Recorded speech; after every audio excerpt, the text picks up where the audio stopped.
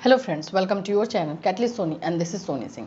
Friends, आज मैं आप लोगों के लिए जो बीएड फर्स्ट ईयर के लिए क्वेश्चन लेकर आई हूँ, आप भी देखोगे तो आपको भी लगेगा कि हाँ, ये क्वेश्चन तो पूछता ही पूछता है। ये क्वेश्चन जो है लेसन प्लान को लेकर के है। ठीक है, आप लोगों का जो है लेसन प्लान बनाने के लिए तो आता ही है, लेकिन साथ ही साथ आप लोगों का लेसन प्लान क्या होता है और लेसन प्लान की विशेषता क्या है, इसका मीनिंग क्या है, ये सारी चीज़ें भी क्वेश्चन में आती हैं। तो ये क्वेश्चन भी जो है ये शॉर्ट लॉन्ग दोनों टाइप में आता है, तो इस क्वेश्चन को भी हमें देखना ही बनेगा और इसको हम जो है अभी देखेंगे इस क्वेश्चन को, क्योंकि ये क्वेश्चन भी 100% रिपीटेड क्वेश्चन में ही आता है। चलिए स्टार्ट करते हैं आज के क्लास को। सो फ्रेंड्स, अगर आप हमारे चैनल पर नए हैं तो चैनल को सब्सक्राइब कर लीजिए, बेल आइकन को भी हिट कर दीजिएगा। बीएड फर्स्ट ईयर क्लास जैसे कि आप जान रहे हैं 4 बजे हो रहा है, जिसमें इंपॉर्टेंट क्वेश्चन हम कर रहे हैं।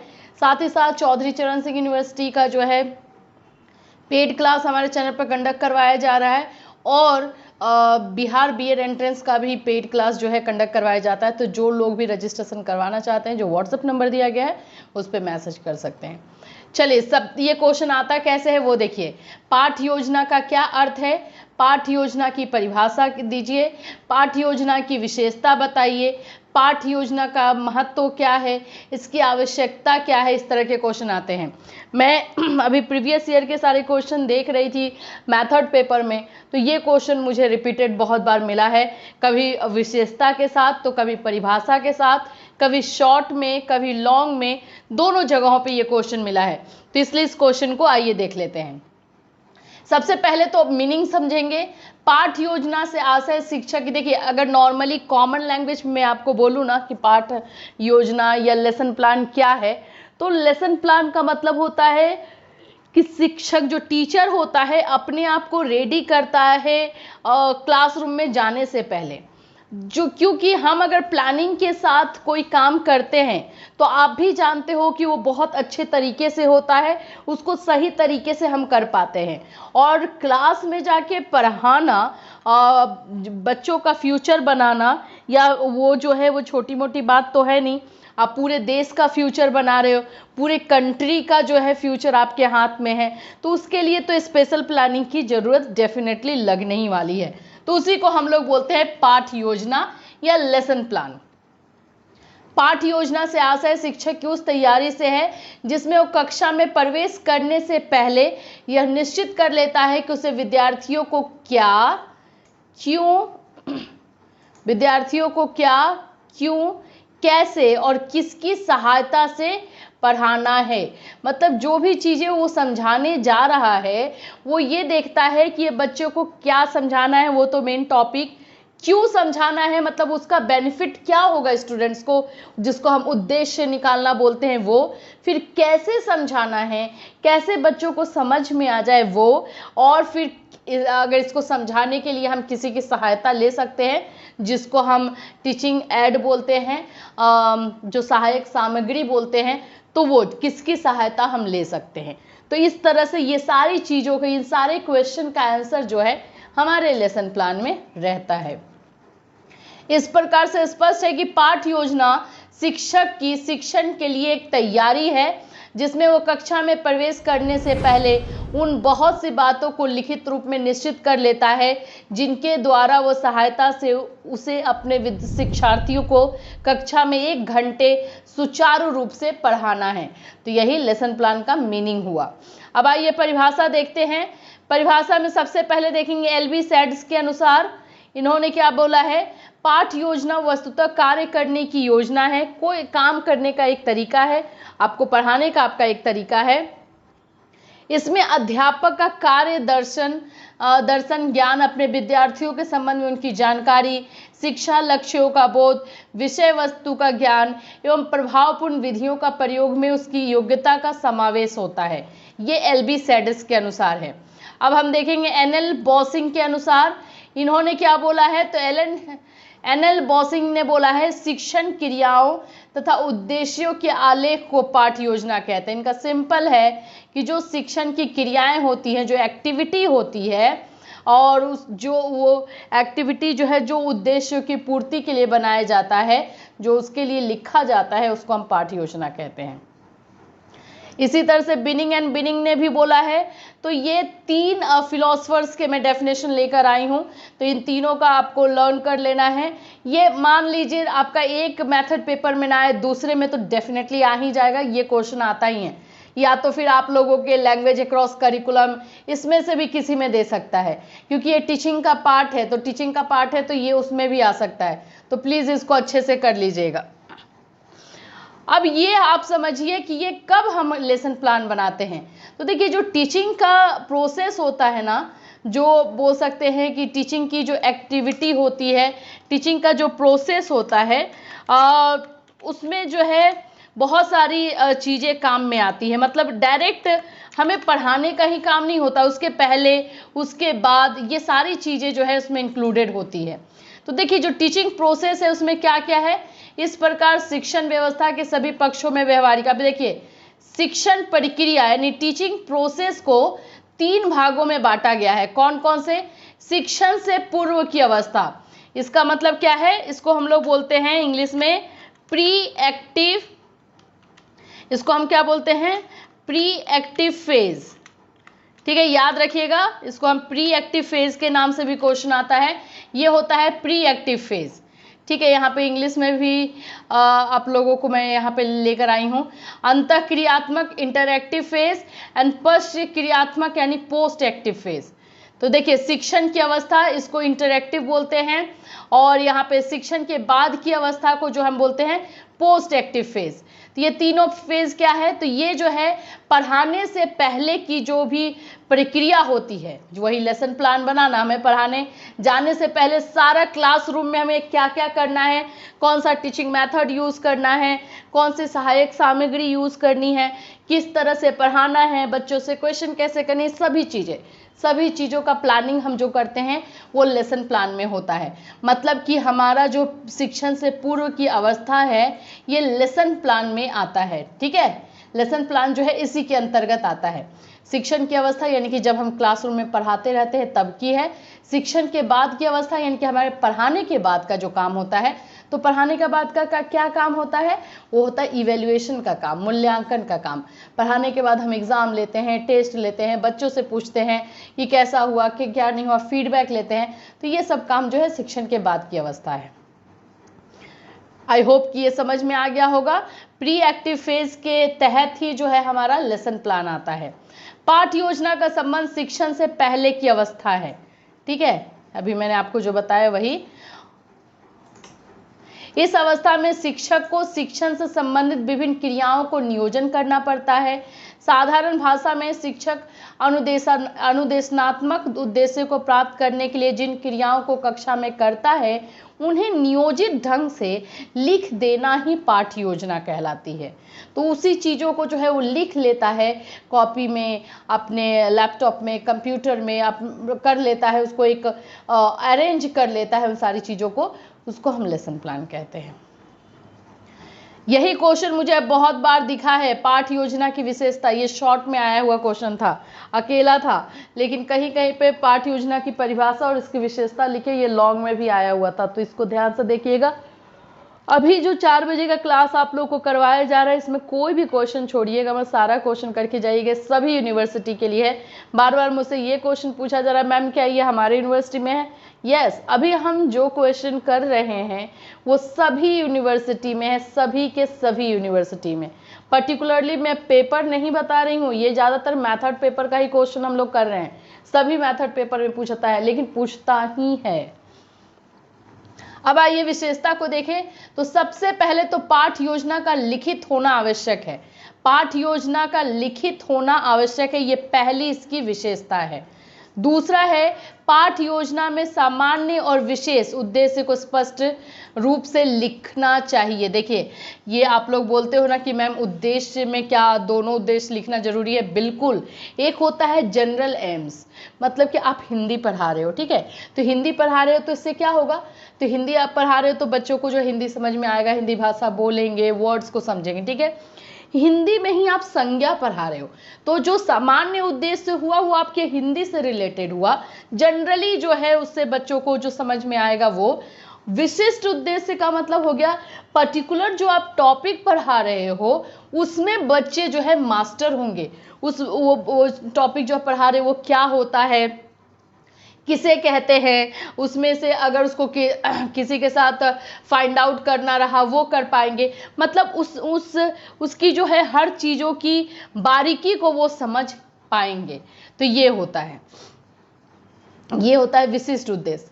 तीसरा हमारा है इसमें पाठ्य वस्तु एवं अन्य क्रियाओं के चयन तथा संगठन का समुचित प्रबंध होना चाहिए। पाठ्य वस्तु यानी कि जो टॉपिक है आपका जो आप पढ़ाने वाले हो और जो भी चीज़ें जो भी एक्टिविटी आप उसके साथ करने वाले हो वो प्रॉपर अरेंज्ड होना चाहिए। मतलब जैसे आपने टॉपिक लिया तो उसको आप पहले जो है उसको प्रेजेंट करोगे, फिर उसको एक्सप्लेन करोगे, उससे रिलेटेड क्वेश्चन पूछोगे, एग्जाम्पल के तहत समझाओगे। ये सारी जो एक्टिविटी होती है ना ये सीक्वेंस वाइज अरेंज होनी चाहिए। ये नहीं कि आप पहले क्वेश्चन कर ले रहे हैं बाद में एक्सप्लेन करेंगे उसके बाद फिर एग्जाम्पल देंगे फिर ये करेंगे, वो नहीं, सब प्रॉपर सीक्वेंस में होना चाहिए। पाठ योजना उत्तम अच्छी शिक्षण विधियों पर आधारित होनी चाहिए। इसमें लेसन प्लान में जो हम टीचिंग मेथड यूज कर रहे हैं या करेंगे वो हमारे टॉपिक के अकॉर्डिंग होना चाहिए। अच्छी टीचिंग शिक्षण विधि मैं नहीं मानती हूँ, मे भी हो सकता है कि लेक्चर मेथड बहुत ही अच्छा टीचिंग मेथड है, लेकिन मैं जो टॉपिक पढ़ाने वाली हूँ उसमें लेक्चर मेथड नहीं जा रहा है, उसमें जो है प्लेइंग मेथड जाएगा, उसमें जो है हो सकता है कि स्टोरी टेलिंग मेथड जाए, हो सकता है उसमें डेमोन्स्ट्रेशन मेथड जाए। तो जो आप टॉपिक पढ़ाने वाले हो उस टॉपिक के अकॉर्डिंग टीचिंग मेथड होनी चाहिए बिल्कुल।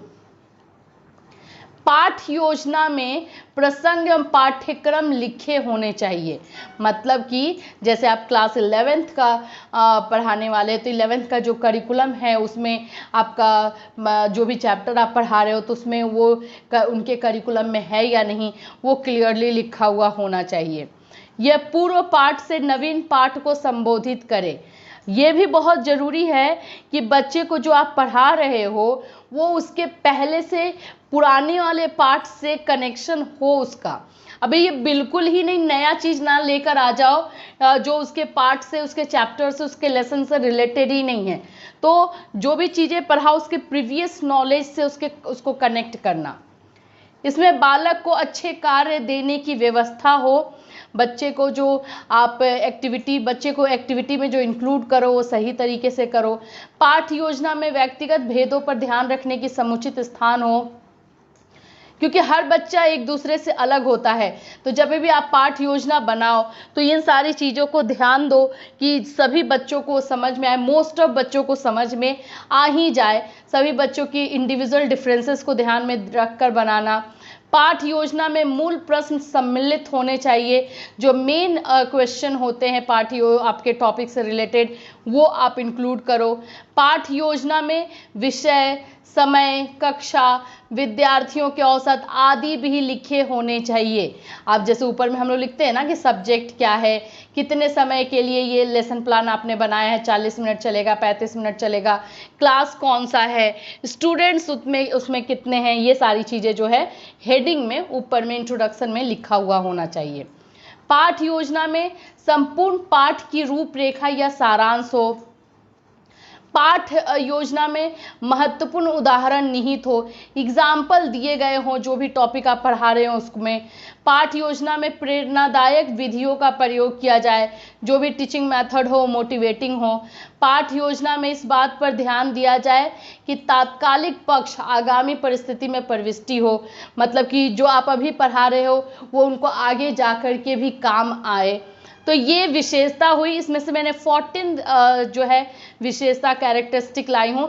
आपको 10 करने हैं, बस 10 आपको लर्न कर लेना है और वो लिख देना है। अब मैं आपको बताऊं, अगर ये शॉर्ट में पूछ दे कि पाठ योजना की विशेषता लिखिए तो ठीक है, आप 10 पॉइंट लिख दोगे तो आपका सही हो जाएगा। लेकिन ये आपको क्वेश्चन जो है शॉर्ट में अकेले ये पूछ रहा है तो आप ये जो 10 पॉइंट लिखोगे इसको एक एक लाइन में, ज़्यादा नहीं, एक एक लाइन में ही जो है एक्सप्लेन कर दो, या फिर जो है इसको अंडरलाइन करो या एक चार्ट बना के डायग्राम बना करके फिर इसको शो करो और उसके बाद से पॉइंट्स लिखो। तो ये थोड़ा सा अपने आंसर को जो है ना इंटरेस्टिंग बनाना, यूनिक बनाना आपको करना पड़ेगा। अब हम आएंगे पाठ योजना के चरण या सोपान, जो स्टेजेस होते हैं पाठ योजना में, उसको हम देखेंगे। तो देखिए, पाठ योजना के स्टेजेस में है, पहले तो बात है भूमिका की। भूमिका जो आपको लिखना होता है, प्रेजेंटेशन बोलिए, भूमिका बोलिए, जो बोलिए, लिखने का तरीका। आप चाहें तो इसको अट्रैक्टिव बनाने के लिए देखिए यहाँ पे बच्चों ने क्या किया है, सिंपल भी रख सकते हैं, लेकिन थोड़ा सा लेसन प्लान को डेकोरेटिव बनाना आपकी क्रिएटिविटी पे डिपेंड करता है।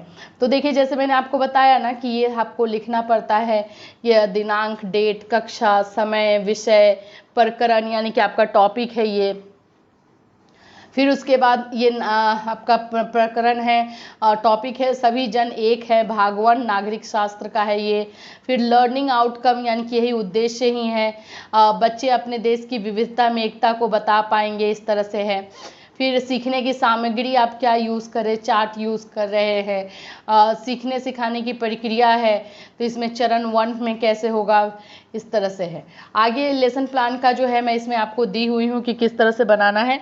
ये आपको सोपान यानी चरण बताया गया है। पहला है भूमिका, इसमें छात्रों को नए पाठ के लिए तैयार करना होता है। इसमें छात्रों को नया ज्ञान प्राप्त करने के लिए अनुप्रेरित किया जाता है और पूर्व ज्ञान के लिए शिक्षक छात्रों से केवल 3 से 4 क्वेश्चन पूछता है। जैसे यहाँ पर आपको दिख रहा होगा, ये है भूमिका, जिसमें पूछा गया है कि हमारे देश का क्या नाम है। हम यहाँ पे पढ़ाने वाले क्या है, सभी जन एक है, ये हमारा टॉपिक है। लेकिन भूमिका में क्या है, भूमिका का मतलब क्या होता है कि आप अपने टॉपिक को पढ़ाने से पहले वैसा इन्वायरमेंट क्रिएट कर रहे हो और आप ये देख रहे हो कि जो टॉपिक आप पढ़ाने वाले हो उससे रिलेटेड बच्चों को जो है पहले से नॉलेज है या नहीं। तो ये भूमिका का होता है, जिसमें आप 3 से 4 क्वेश्चन पूछेंगे। हमारे देश का क्या नाम है, बच्चे डेफिनेटली आंसर दे देंगे। हम कौन कौन से त्यौहार मनाते हैं, वो भी दे देंगे। तो इस तरह से और 3 से 4 क्वेश्चन होगा। और इसमें इससे होता क्या है, इससे होगा कि आपको पूर्व ज्ञान परीक्षण के लिए शिक्षक छात्रों से केवल 3 से 4 आपको पता चल जाएगा कि बच्चों को जो है पहले उसके प्रीवियस नॉलेज जो है उस टॉपिक से रिलेटेड है या नहीं। इस सोपान का प्रमुख प्रयोजन जो है प्रमुख रूप से छात्रों में नए ज्ञान के प्रति रुचि एवं जिज्ञासा उत्पन्न करना होता है। उनको बस बोलिए तो आप एक्साइट कर रहे हो पढ़ने के लिए, ठीक है। तो ये हुआ भूमिका। दूसरा होता है प्रस्तुतिकरण, जिसको हम प्रेजेंटेशन बोलते हैं। इस सोपान में छात्रों को नया ज्ञान ग्रहण करने के लिए पर्याप्त मानसिक क्रियाएं करनी होती है। अब आप नए ज्ञान उनको दे एक्सप्लेन कर रहे हो, इसलिए शिक्षक को विषय सामग्री इस प्रकार से प्रस्तुत करनी चाहिए कि छात्र उसे आसानी एवं सहजता से ग्रहण कर सके। इसके लिए विषय सामग्री को क्रमानुसार 2 या 3 इकाई में बांटना तथा उसकी प्रस्तुतिकरण के लिए उचित शिक्षण विधि का प्रयोग करना चाहिए। प्रस्तुतिकरण का मतलब होता है कि आप अपने टॉपिक का प्रेजेंटेशन कर रहे हो, तो आप नया चीज बच्चों को पढ़ाने जा रहे हो। तो नए चीज को पढ़ाने के लिए आप जो है जो आपका सहायक सामग्री है, जो आप उसमें टीचिंग एड यूज करने वाले उसका हेल्प लीजिए, टीचिंग मेथड का यूज कीजिए, ताकि इजी वे में नया नॉलेज जो है बच्चों के दिमाग में आप ट्रांसफर कर पाएं, ठीक है। अब है तुलना या संबंध का निर्धारण। इसका मतलब होता है कि बच्चों को जो आपने नया ज्ञान दिया है उसको आप पूर्व ज्ञान से, उनके प्रीवियस नॉलेज से जोड़िए, ठीक है। नए ज्ञान को प्रीवियस नॉलेज से जोड़िए, तुलना कीजिए, कंपेयर कीजिए, संबंध बताइए। इस तरह से जो होता है ये तुलना या संबंध का निर्धारण होता है। फिर होता है प्रयोग। प्रयोग में क्या है, इस सोपान में छात्रों को नए ज्ञान के प्रयोग का अवसर दिया जाता है। इस प्रकार इस सोपान का प्रयोजन छात्रों को नए ज्ञान के प्रयोग करने के लिए योग्य बनाना है, क्योंकि अब यहाँ पे प्रैक्टिकल होता है। जो नया ज्ञान आपने दिया है उसमें बच्चों को आप प्रैक्टिकल करवाते हो। पुनरावृत्ति का मतलब होता है रिवीजन।